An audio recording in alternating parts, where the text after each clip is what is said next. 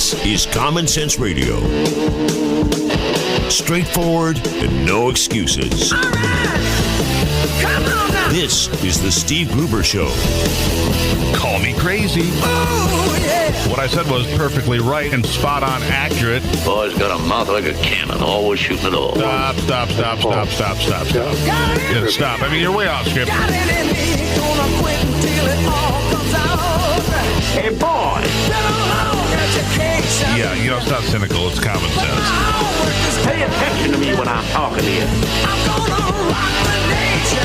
Rock the nation. Genuine, accountable, and raw. Here is Steve Gruber.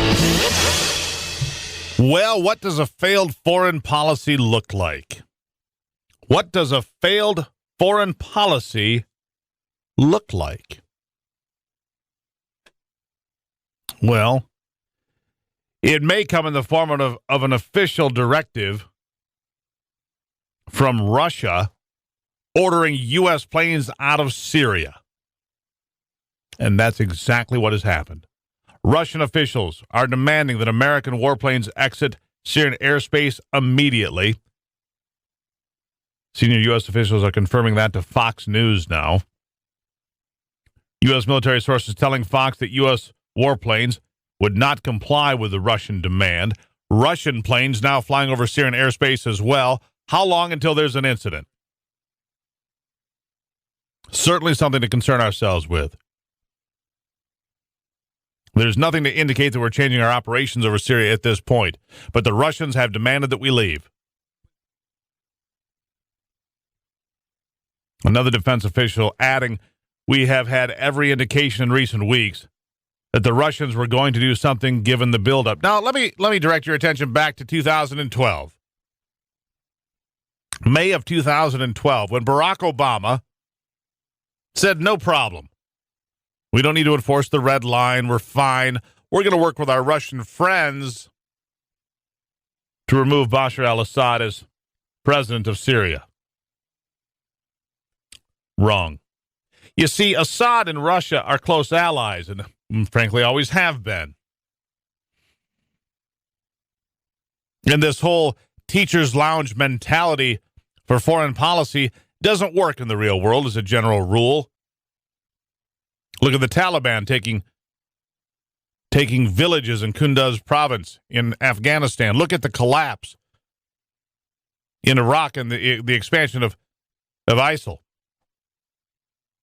You see, you could sit there and tell the world it looks great from the teacher's lounge perspective, the view from the lofty teacher's lounge where they can pontificate about the rights and wrongs of the world and the evils of America. But in practical application, this president's foreign policy is an abject failure. Now, this move by Moscow marks a major escalation in ongoing tensions between the two countries over military action in the war-torn region and comes moments after Russian lawmakers formally approved a request from Vladimir Putin to authorize the use of troops in Syria. You see, Russia's moving in, and they do not intend to leave.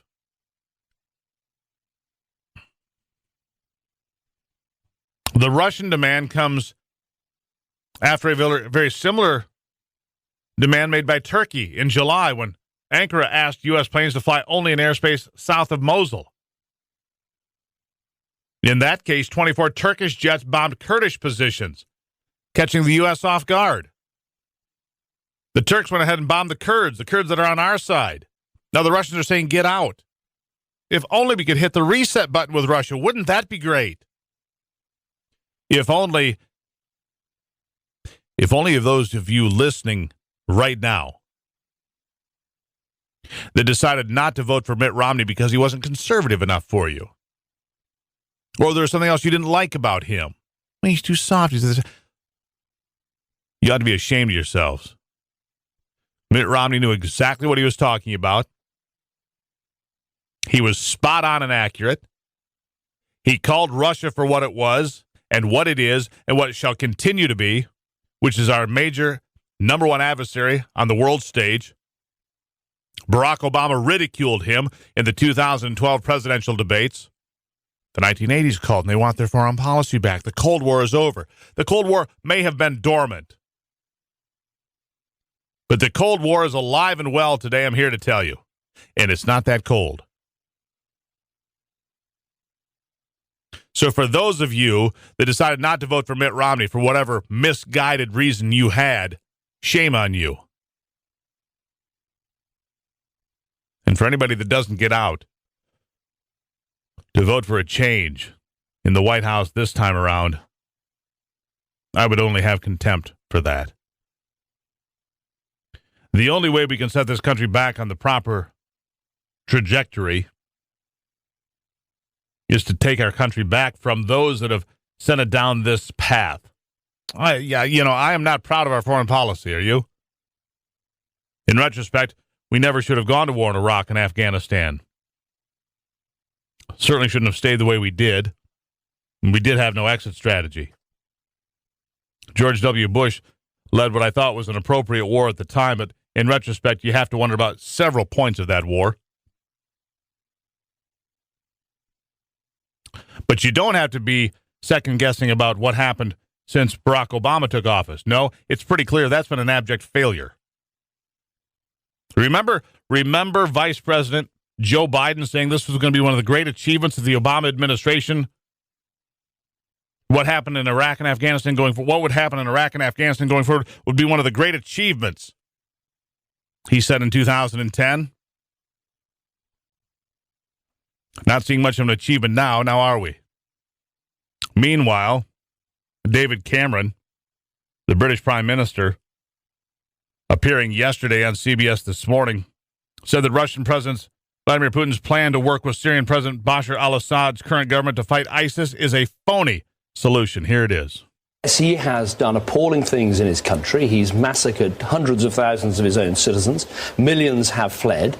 And so in my view, he has broken international law and he has to go. And I know there are some people who are thinking, well, look, ISIL is even worse than Assad. So shouldn't we somehow cut a deal with Assad to team up and take on ISIL? That's the Russian president's position. Sounds enticing. But even if you thought it was the right thing to do, which it isn't, it wouldn't work. Because, Assad is you were saying get rid of Assad first before you continue the attack? You need to do both. We need a Syria free of ISIL and Assad. The point I'm making is Assad is one of the recruiting sergeants for ISIL. Because of what he's done to his people, that is one of the reasons why people are flocking to ISIL to fight for ISIL. So that method that some put forward wouldn't work. We need a Syria free of both.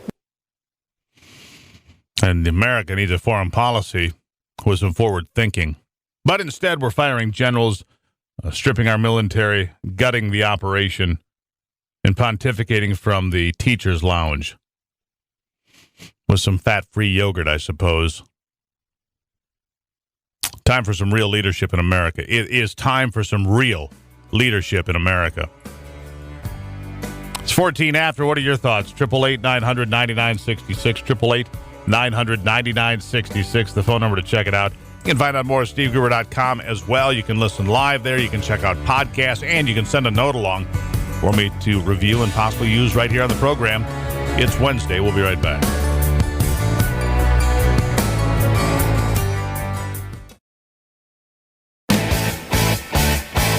Covering Michigan and the world from his bunker below the bridge. Here is Steve Gruber. Wow, you don't get something for nothing. You can have freedom for free. You won't get wise with the sleeves still in your eyes, no matter what your dream might be. All right, hotline is open. 888-900-9966. I'll crack it open for you. We got a couple of calls on the last couple of topics, so why not? Feel free. Be somebody. The phone number, 888-900-9966. That's 888-900-9966, the Common Sense Hotline. Ellis on the line from Grand Rapids. Welcome to the program. Good morning, Steve.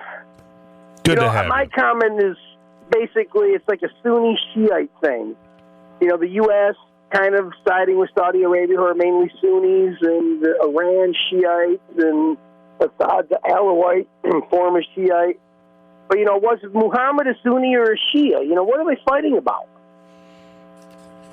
That's my commoner question. What are we fighting about? It's a good question, Ellis. I mean, here's the thing. At the end of the day, aren't you a little bit embarrassed that Vladimir Putin is dictating to America this is what you will do? Don't you seem a little unsettled by that? Embarrassed is one adjective I would use. There's other ones, but he needs a warm water port on the Mediterranean, and if Assad goes, he says, like Crimea, we need these warm water ports. Yeah. And if the U.S. wants it, but the planes flying over Syria, that's a major issue if they tell us to get out. Which is exactly what just happened. So my point being is, you're going to have MiG-25s, and F-16s commingling, talk about a recipe for disaster. Okay. What about China sending an aircraft carrier or something over there? I read yesterday. Yeah, through the Suez. I didn't read the news today yet. Yeah, they're sending the Chinese now have a blue water navy, which includes flat tops. That's right. Yeah. Yeah, put it all in. I want to hear other people's comments, so I'm going to get going here. All right, Alice, thanks for chiming in. Okay, bye. There you have it. 888-900-9966. 888-900-9966. And we'll keep right on down the list. We've got John on the line in Portage. John, welcome to the program. Good morning, Steve. Yeah, we are in a mess with the Russians dictating to us, but the problem we're in is those that have been a long time in government in one sense or another, including our current governor, get things all mixed up and backwards. Now, the present governor of Michigan, Rich Snyder, wants to bring in refugees. Now, we're about facing a war. We have a tremendous deficit, and we've got the governor of a state who isn't busy enough with things, so that he now wants to get involved with the refugee issue and the immigration issue. Do you think we should have anything to do with the refugees or the immigration issue, or should that just be, up to the Middle East, up to the Europeans to deal with? What is your take on it overall, John? Well, my analysis is that those that have been long-standing in government, including Kasich, who's been there since age 26, and I know you see a lot of favorable things. I don't say that you select him, but you see a lot of favorable things to him, and I don't see a lot of favorable things. I see him as a big government guy, and I see Snyder as a big government guy, even though I supported Snyder. Let me ask you this. Let me ask you something, evil John. Of lessers. This is really important. Let me ask you this. Did you vote for Mitt Romney? Right. Oh, absolutely. Well, then Mitt Romney, the guy that brought, government health care from Massachusetts, isn't he a big government guy as well?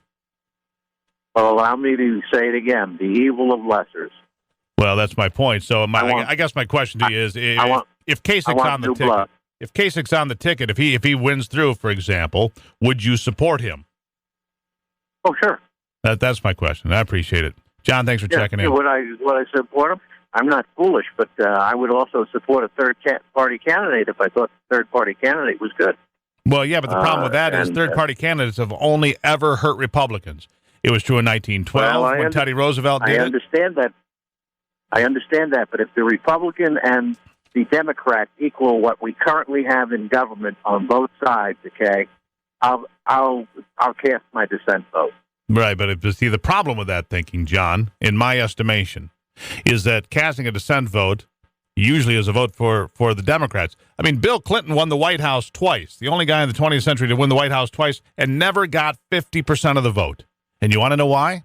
Because people cast votes like yours, saying, a dissent vote or whatever you want to call it. That's why Bill Clinton was president twice without ever getting 50% of the vote.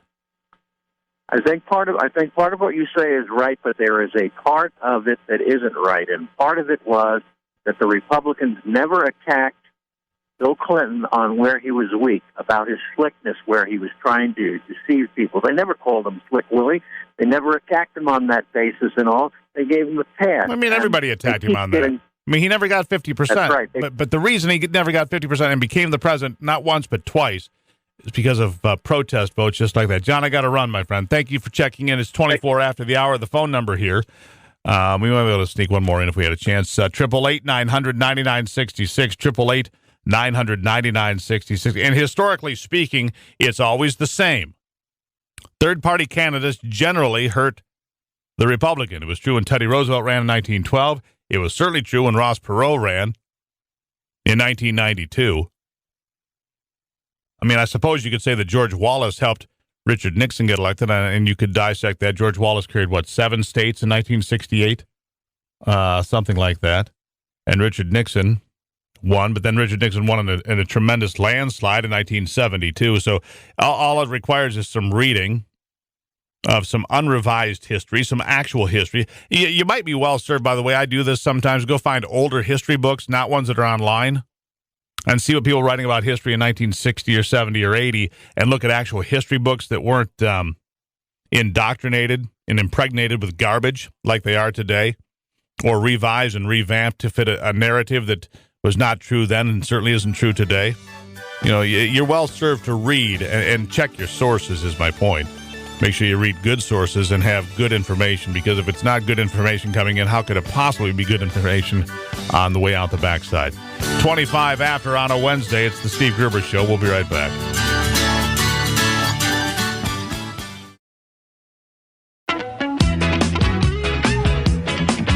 Genuine Michigan common sense on display every day. It sounds like a way to get after us for more taxes. Alex asked me in the break here. He said, what's the problem with Uber? And I'm like, I have no idea. I don't think there's any problem with Uber whatsoever. Uber being a system where people that have cars and time on their hands, can, get calls from other people that don't have cars and have a limited amount of time to get somewhere they need to be. Especially like in rural areas and so forth. In areas that, aren't serviced by taxi cab companies and so forth. But make no mistake, here comes the government. Oh, we need to regulate this. Bill de Blasio, the genius running New York City, anything that looks like a free market, he'll destroy. On his way to the perfect socialist model for a city, which is another failure. At any rate, Kevin Gardner here, the state director of the Michigan for Generation Opportunity. Kevin, welcome to the program. Hey, Steve. Thanks for having me on this morning. So what is wrong with Uber? I mean, to me, I like it. It's somebody, got an idea. They used modern technology to create an opportunity, not only for themselves, but for a whole host of people that were, people that want to work, people that want to go to work. They're not looking for a government handout. They're looking for a chance to go make a check and earn some money, and naturally, they get put right in the crosshairs. Why? Yeah, so I think the sharing economy and companies like Uber and Lyft have been making headlines in places like New York, but people don't know that this battle is happening right here in Michigan. And what we're seeing is a war on the sharing economy and outdated business models, and politicians that aren't getting their piece of the pie don't know how to react to this new economy. So right now we're seeing that they're doing what they do best, which is to try to overregulate and push towards protectionism and cronyism. So they do what they do best, which is destroy liberty, prevent freedom. It's weird. People just say, well, you can do what you want. It's a free country. America's not a free country anymore. You can't do anything. You can't go to the bathroom, literally, because you can only use 1.6 gallons of water by law. I mean, you can't do anything in this country without the government looking right over your shoulder, holding your hands, or telling you no and swatting you on the nose with a newspaper. It's disgusting to me. Yeah, so, innovative companies like Uber and Lyft should be allowed the opportunity to freely operate here in Michigan and in any city or state. But unfortunately, what we're seeing is local taxi companies have been lobbying state governments to force them out of the marketplace. And so now we're seeing the Michigan State Senate trying to fit ride-sharing companies into an outdated regulatory structure that doesn't work for 21st century businesses. So what they really need to be doing is making the regulations fit the business model, not the other way around. Maybe there shouldn't be any regulations at all. Maybe they shouldn't make regulations fit anything. Maybe they should just get the hell out of the way, let people prosper, let people use innovative ideas to create new sectors in the economy that moves more money around, because the more money that moves, the better the economy is and the better overall we all are. Maybe they should just get out of the way altogether and leave it be. No, you're absolutely right. I mean, they should be letting consumers decide which services they want in a free and fair marketplace, and not politicians. But the reality is there's going to be some regulation in this area, and we've got two competing trains of thought right now. Well, what regulations? Hold on, Kevin. What regulations could we possibly need? I mean, here's the thing. So, hold on. Is the government going to tell me that if my neighbor gives me a ride to the airport in his private car, and I pay him to do that somehow that's going to be illegal unless he has, gone through some sort of a government regulation and registration and so on and so forth? Yeah, so, I mean, no matter what industry we're in, the government is trying to get their hands in the piece of the pie. And, I'm right there with you. I want the government to get out of the way. But what we've got right now in the Michigan legislature is a package of bills in the House that, if passed, would create a reasonable statewide standard that would allow ride-sharing companies like Uber and Lyft to operate and to freely provide these services without excessive government involvement. And then we've got a package of Senate bills that is going to try and regulate Uber and Lyft differently in each local city or township, and also require drivers to be 21 years old, which really hurts the millennial generation. Well, the government, at some point, young entrepreneurs, are going to be extinct, obsolete, because, unfortunately, it seems that we're indoctrinating most young people in this country to believe that somehow government creates jobs and government's the answer. And so people that want to work for themselves and create opportunity. I did a lot of research on some African-American ladies in southern states that were doing hair braiding and so forth. And they weren't allowed to in Mississippi and Alabama and elsewhere because in order to do hair, you had to have a cosmetology license. So you had to go to school and spend $10,000 and spend a year and a half in school, though there was nothing about traditional hair braiding for African-American hair at any of the schools taught. So they fought back, and they won. And this is the type of model we need here. We need to fight back and say, no, we don't need regulation here. If someone wants to drive somebody around in their own private car, that's their own damn business. If someone wants to braid their neighbor's hair and get paid for it because they want to work and they're not looking for a government handout or a government check, we ought to let people work. We ought to get the government out of the way, and that goes for the Republicans as well as the Democrats. Leave it alone. Leave it be, and let people go to work. What is wrong with people working and making a living and supporting their families without government coming in and interfering? Absolutely, and I think that's where Generation Opportunity comes in. We are a grassroots movement of young Americans that are holding our elected officials accountable and promoting free market policies to improve the lives of the millennial generation. And we're going to be stuck with these policies. So already the deck is really stacked against the millennial generation. We're seeing double-digit youth unemployment, historic levels of student loan debt, and entitlement programs that we are never going to be able to use, that we have to pay into, like Social Security and Obamacare. That's right. So we really need to stand up and galvanize and get together here and tell politicians, hey, we're not going to put up with this anymore.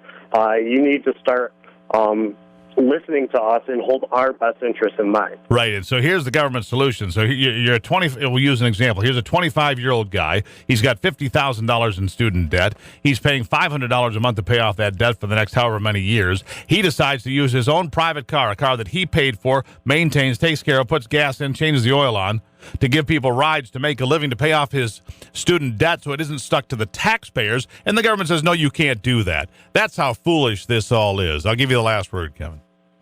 Yeah, I think that's exactly right. Here in Michigan, if we want to keep young people in this state and stop the brain drain, lawmakers need to embrace this new sharing economy. Young people in the state of Michigan now are creating their own opportunities. We are not in the same economy that our parents were, so I really hope that government is going to get out of the way and listen to young people and create an economy where young people can thrive here in the state of Michigan. All right. Well, I appreciate it, Kevin. Kevin Gardner, State Director for the Generation Opportunity here in Michigan. Kevin, good conversation. Look forward to talking to you sometime soon. Thank Thanks a lot, Steve. There you have it. Kevin Gardner, everybody. It's Generation Opportunity. Get off of our backs. Most of us are willing to work. Just get out of the way. Thank you.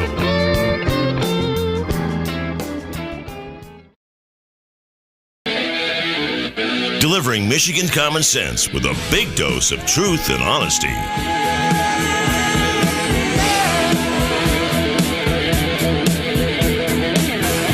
So I was in church this past weekend.